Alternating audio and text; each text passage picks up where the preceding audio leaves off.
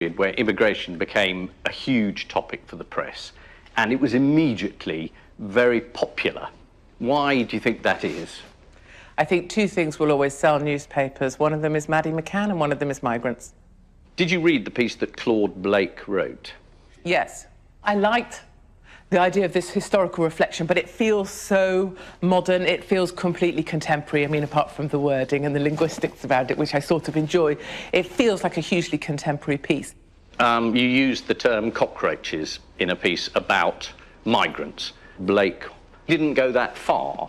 Is that something that you still stand by? If you pick out one word out of a 800-word, I don't know, 600-word, whatever piece... It's quite a strong word. It probably could stand alone. We were always taught that there was only a few people that could withstand, or a few animals or few creatures that could withstand a nuclear holocaust. So I was talking about the enduring nature of migrants able to cross the Mediterranean, and I used the term cockroach. I mean, your language, you say the linguistics have changed since Blake. In fact, you used the same words, festering sores. That's what he says, that's what you say. I did say to you I admired his language. Yes. I mean, you're proud of that, are you? I think I am honest about the fact that there's lots of London, there are lots of places where migrants live that aren't pretty. Those doss houses, those mildew-infested places with 14 people in a room designed for 2. I'd love it if you came there and tried to tell me that wasn't a festering sore. You know, well, you could say festering. It's an offence against humanity. It's time we did something about it. I don't feel the need to do anything about it. Country. Yeah, well, the thing I would do about it, of course, is have our borders, you know, such that we don't have 600,000 people here that are here illegally. That seems nonsense to me. You referred to a plague of feral humans. I mean, are they all feral? I mean, is it actually a plague? Aren't they just a group of people? It's because you look at them and think, you are nothing like me. You don't understand how our culture works. You think it's OK to molest a young boy in a swimming pool. You think it's OK to rape women. You say you've met these people. Haven't you met any asylum seekers who you've talked to and thought you're an ordinary human being? You're not a feral human being? I think these individuals from some of these cultures they come from are feral humans. I stand by those words. I use those words explicitly. I think I reflect the national conversation. And I don't see that as hatred, and I don't see that as distrust or mistrust. I see that as people wanting to protect the thing they love. And, you know, this would be an interesting thing about... But do they do that by hating the other? No, I don't see that. No, I'm just reading your stuff, thinking this is filled with hate, isn't it? A lot of it. You really hate this, you hate that, you hate... It's part of the shock jock genre, isn't it? If someone's been around for 12 years or so, speaking their version of truth with a now massive audience, there's a reason that that gains support, and it isn't to do with speaking hate or whipping up frenzies or making people anti a yellow peril, using your words. It's because there is a sense that there is a whole world of stuff we can no longer say, and it's because there's a whole world of state media that appear to be very biased in a particular direction. It's because of people like you that there are people like me. And I've always said this, that you guys, the liberal elite in London, are responsible for me. You are Dr. Frankenstein, and I am your monster. Hopkins joins us tonight. Katie, that's unbelievable. Are we misreading that because of the language barrier? Did the mayor just say it's not her job to keep track of dangerous people in her community? Absolutely. She's the mayor of Molenbeek. She's been there for about 6 years or so now. She was given the name and the location. He ran a bar in the town of the coordinator of the Paris attacks, where 130 were killed, 415 were maimed. And when I said to her, you had that list, you had his name, you did nothing, she said, it's not my job. It was not my job to do something. And of course, this is part of the problem in the jihadi capital of Europe, where I've just spent 3 days, is that politicians turn a blind eye because they are dependent on the voters who are Muslim and they want their support. So it's a demographic thing. I mean, at a certain point, you become captive to the people who are changing your society. That's absolutely right. You know, what I've just seen, I've spent 3 days walking the streets of Molenbeek. It's known as a place that other reporters won't go because it's 80% Muslim. There's a lot of Sunnis there, a lot of Salafists, a lot of Shiites, very hardcore kind of religious individuals. But you've got a triumvirate, the perfect storm of a lot of unauthorized mosques, particularly controlled by Iran, and money flowing in. You've got one type of population, 80% Moroccan heritage Muslims. And then you've got politicians and police who, I'm told by informers, are taking backhanders, who are happy to turn a blind eye. And that's why you've got terror being plotted in Belgium. But that terror then, of course, drives 2 hours away to destroy people in capital cities like London here, or indeed Paris. And bear in mind, Ramadan is just around the corner. What do the rest of Belgium think of this? Ordinary Belgians, are they for this? Yeah.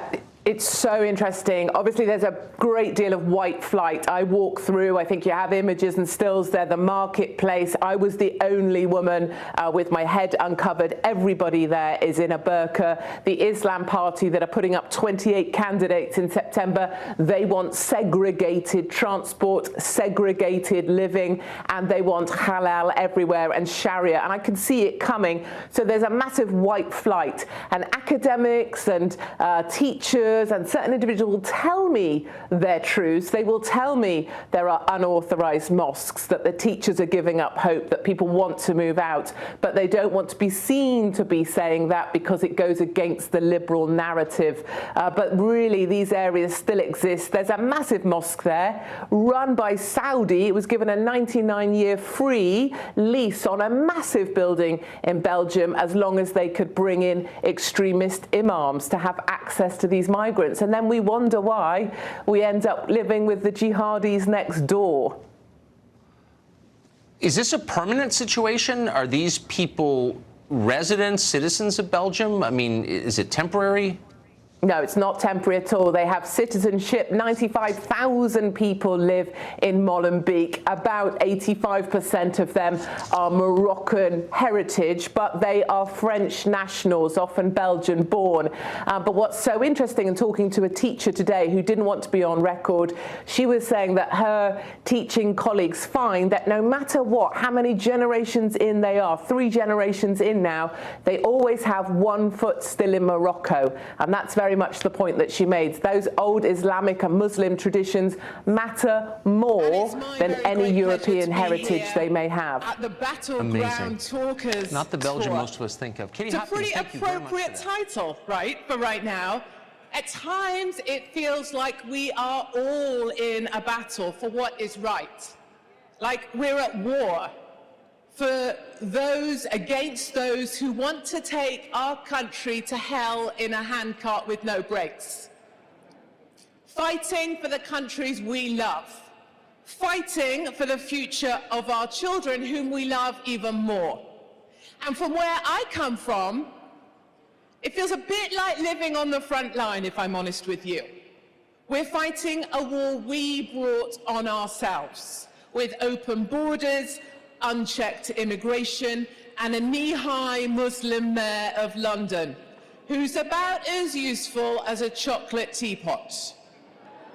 There is an alternative version to that, featuring a cock-flavoured lollipop, but it's too rude for this audience. Oops. I apologise to stage management. Then there's the jihadis. Thank you, sir. 452 of them we welcomed back to the UK. We virtually bribed them back, actually, after going to work for ISIS to kill the infidel in Syria and the Middle East. We said, no, come back. We will give you free homes, free education for your multiple children from your multiple wives. We will give you free healthcare. You know, personally, I think returning jihadis are a bit of a misnomer, don't you? You know, they were supposed to go to Syria, give it the old Allahu Akbar and blow themselves up. And get their 72 virgins in the process. That's more than you'll find in New York on a good day. So, they failed. And I wondered to myself, if you're a returning jihadi, how do you even live with yourself? If you're a failure, how can you live with that? But then I realized they have to live with themselves because they were crap at blowing themselves up. But I digress. Our returning jihadis are the perfect example of why Democrats and centrists cannot be trusted to run a country. Anyone who puts the human rights of terrorists before the right to life of our children has no place in power. And in my country, we have made ourselves into a laughingstock. If you don't put on your best sympathetic and welcoming face around Muslim migrants and jihadis in the UK, you are branded Islamophobic. And my own Islamophobia was brought about when two jihadis in the UK worked on a plot to behead me. A young woman, age 21, she sounds like a regular Brit. She wanted my head as a wedding gift from her jihadi boyfriend. He was called Mohammed from Birmingham, I believe. She bought a dummy body and a hunting knife for him to practice with, and they planned their attack on me. I fantasize about Katie Hopkins' head, wrote. She's the biggest bitch of them all. Yeah, you better believe it, sister.